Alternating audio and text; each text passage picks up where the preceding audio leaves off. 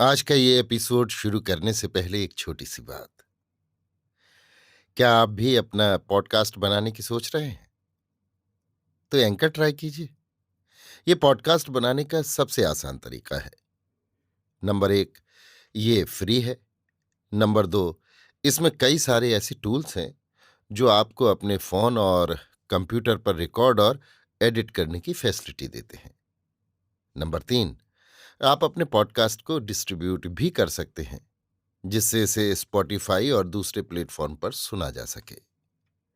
तो डाउनलोड कीजिए free anchor app या विजिट कीजिए anchor.fm पर अपना पॉडकास्ट स्टार्ट करने के लिए।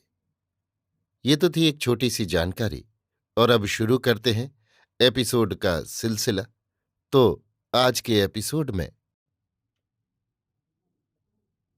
लीजिए सुनिए रविंद्रनाथ टैगोर के लिखे उपन्यास गोरा के 29वें भाग को मेरी यानी समीर गोस्वामी की आवाज में। आज छोटे लाट साहब की अगुवाई के कारण मजिस्ट्रेट साहब ने ठीक 10:30 बजे अदालत में आकर सवेरे सवेरे कचहरी का काम खत्म कर डालने की कोशिश की। सात कौड़ी बाबू ने स्कूल के विद्यार्थियों का पक्ष लेकर उसी उपलक्ष्य में अपने मित्र गोरा को बचाने की चेष्टा की। उन्होंने रंग ढंग देखकर समझ लिया था कि अपराध स्वीकार कर लेना ही इस जगह अच्छी चाल है। लड़के उपद्रवी हुआ ही करते हैं, वे नालायक पाजी इत्यादि हैं, कहकर उन्होंने लड़कों के लिए क्षमा प्रार्थना की। मजिस्ट्रेट ने लड़कों को जेल ले जाकर उनकी अवस्था और अपराध की कमी वेशी के अनुसार 5 से 25 बेंत तक लगाने का हुक्म दे दिया।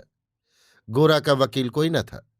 उसने अपना मुकदमा आप चलाया और उसी उपलक्ष्य में पुलिस के अत्याचार के बारे में भी कुछ कहना चाहा, किंतु मजिस्ट्रेट ने बीच में ही तीव्र तिरस्कार करके उसका मुंह बंद कर दिया और पुलिस के काम में बाधा देने के अपराध में उसे 1 महीने की सख्त सजा दे दी। साथ ही ऐसी हल्की सजा को विशेष दया कहने में भी नहीं चूके। सुधीर और विनय अदालत में उपस्थित थे। विनय गोरा के मुंह की ओर देख न सका। उसकी जैसे सांस बंद होने लगी, वो चटपट अदालत के कमरे से बाहर निकल आया। सुधीर ने उसे डाक बंगले को लौट जाकर नहाने खाने के लिए अनुरोध किया, मगर उसने उस पर ध्यान नहीं दिया। मैदान की राह से चलते चलते एक पेड़ के नीचे वो बैठ गया। सुधीर से कहा, तुम बंगले को लौट जाओ, मैं भी कुछ देर बाद आता हूं। सुधीर चला गया। इस तरह कितना समय वृक्ष के नीचे बैठे बीत गया, इसकी खबर विनय को नहीं हुई। सूर्य सिर के ऊपर से पश्चिम की ओर जब ढल पड़े, तब एक गाड़ी ठीक उसके सामने आकर रुकी। विनय ने मुंह उठाकर देखा। सुधीर और सुचरिता दोनों गाड़ी से उतरकर उसके पास आ रहे हैं। विनय फौरन उठ खड़ा हुआ। सुचरिता ने पास आकर स्नेहार्द्र स्वर से कहा, विनय बाबू आइए। विनय को एकाएक होश हुआ कि इस दृश्य को रास्ते के लोग तमाशे की तरह देख रहे हैं। वो चटपट गाड़ी पर सवार हो गया। रास्ते भर किसी के मुंह से कोई बात नहीं निकल सकी। डाक बंगले में पहुंचकर विनय ने देखा, वहां एक खासी लड़ाई चल रही है। ललिता बिगड़ी बैठी हैं। वो किसी तरह मजिस्ट्रेट के निमंत्रण और उत्सव में शामिल न होंगी। बरदा सुंदरी बड़े संकट में पड़ गई हैं। हारान बाबू ललिता सरीखी बालिका के इस असंगत विद्रोह को देखकर क्रोध के मारे अस्थिर हो उठे हैं। वो बार बार कहते हैं, आजकल के लड़कों और लड़कियों में ये कैसा विकार उपस्थित हो गया है कि वे अदब कायदा मानना नहीं चाहते। केवल जिस तिस ऐरे गहरे आदमी के संसर्ग में मनमानी आलोचना करने का यही फल है। विनय के आते ही ललिता ने कहा, विनय बाबू मुझे माफ कीजिए, मैंने आपके निकट भारी अपराध किया है। आप उस समय जो कहते थे उसे तब मैं कुछ भी नहीं समझ सकी थी। हम लोग बाहर की हालत कुछ भी नहीं जानती, इसी से हमारे समझने में इतनी और ऐसी भूल हो जाती है। हारान बाबू कहते हैं, भारत में मजिस्ट्रेट का ये शासन विधाता का विधान है। मैं कहती हूं, अगर ये बात सत्य है तो इस शासन को मन वाणी काया से अभिशाप देने की इच्छा जगा देना भी उसी विधाता का ही विधान है। हारान बाबू क्रुद्ध होकर कहने लगे, ललिता तुम। ललिता हारान बाबू की ओर घूमकर खड़ी हो गई और बोली, चुप रहिए साहब, आपसे मैं कुछ नहीं कहती। विनय बाबू, आप किसी के अनुरोध का ख्याल न करें। आज किसी तरह अभिनय हो ही नहीं सकता। बरदा सुंदरी ने चटपट ललिता की बात को दबाते हुए कहा, ललिता, तू तो अच्छी लड़की देख पड़ती है। विनय बाबू को क्या आज नहाने खाने न देगी? जानती है 2 बज गए हैं। देख तो उनका मुंह सूख रहा है, चेहरा कैसा हो रहा है। विनय ने कहा, यहां हम उसी मजिस्ट्रेट के अतिथि हैं। इस घर में तो मैं स्नान भोजन नहीं कर सकूंगा। बरदा सुंदरी ने बहुत अनुनय विनय करके विनय को समझाने की चेष्टा की। सब लड़कियों को चुप बैठे देखकर खफा होकर वो कहने लगी, तुम सबको क्या हो गया है? सुची, तुम ही विनय बाबू को जरा समझाओ। हमने जबान दे रखी है, सब लोग निमंत्रण देकर बुलाए जा चुके हैं।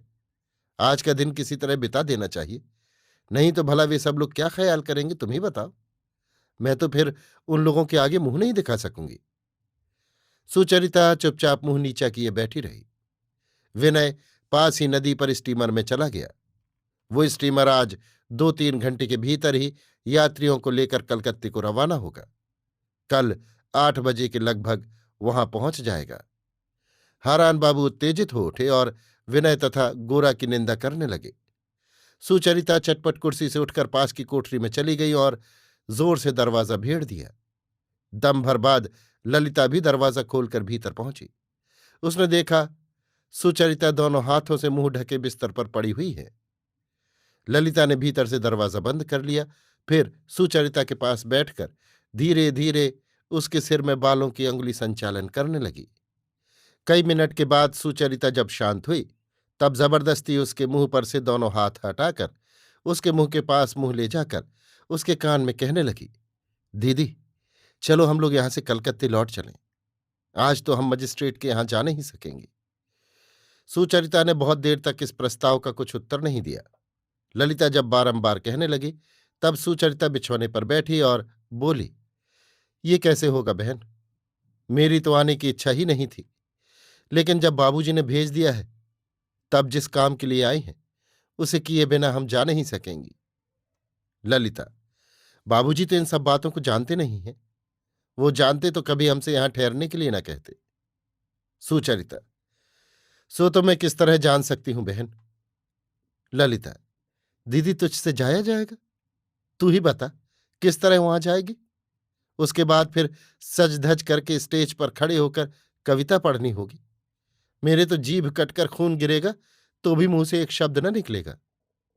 सुचरिता, सो तो जानती हूं बहन, किंतु नरक की यंत्रणा भी सहनी पड़ती है। अब और कोई उपाय नहीं। आज का दिन जीवन भर में कभी न भूल सकूंगी। सुचरिता की इस बाध्यता से नाराज होकर ललिता वहां से उठाई और मां से कहा, मां, तुम लोग ना जाओगे?